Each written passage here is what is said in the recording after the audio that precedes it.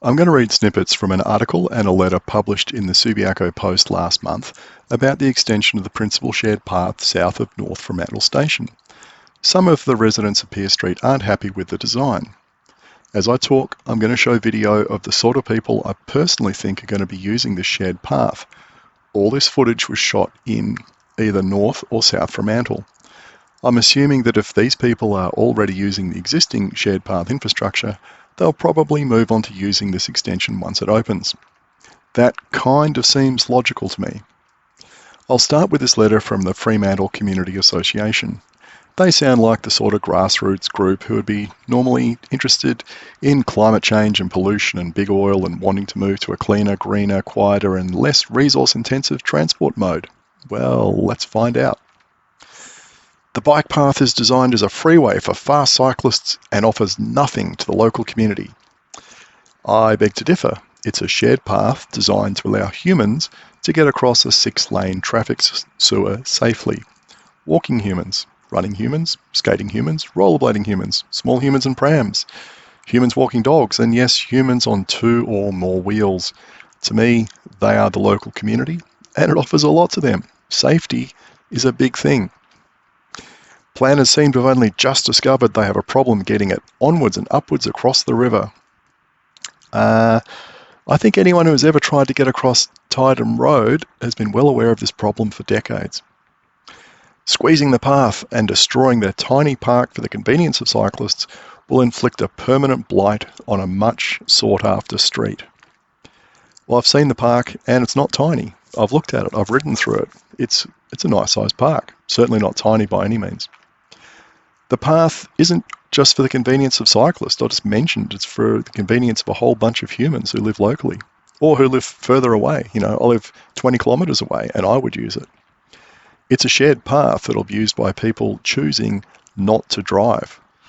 And I wonder if, people from this community association come over from South Fremantle, do they walk, rollerblade, scooter, ride, or do they drive their cars over to Pier Street to have a look and have a meeting and that kind of thing?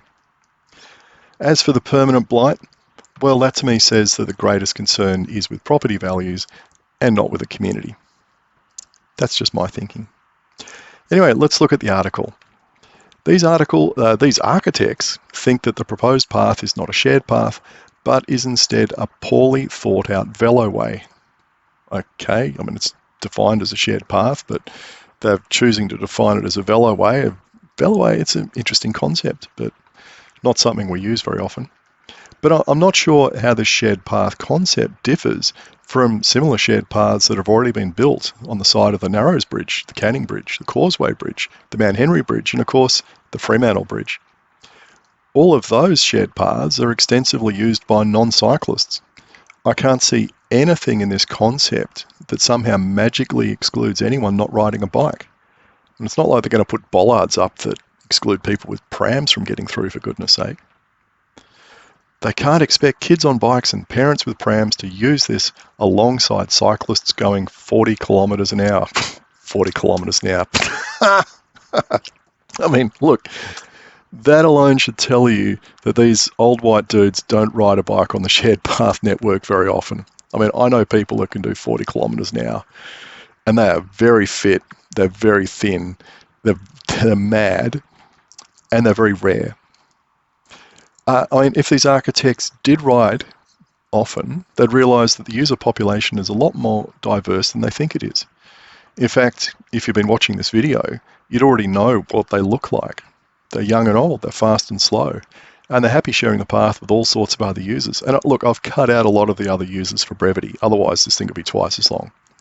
But there's walkers, runners, parents with prams, dog walkers, scooter riders, skateboarders, people in wheelchairs, and the elderly using mobility scooters.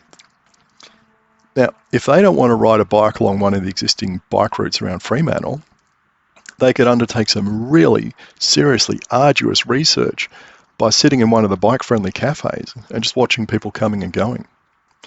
They quickly discover that their idea of a cyclist bears more resemblance with the elites riding in the Tour de France on SBS than the reality of everyday cyclists just meandering around Fremantle. I'd treat their opinions with more credibility if they were backed up by some verifiable data on the local cycling population. data such as you're seeing in this video.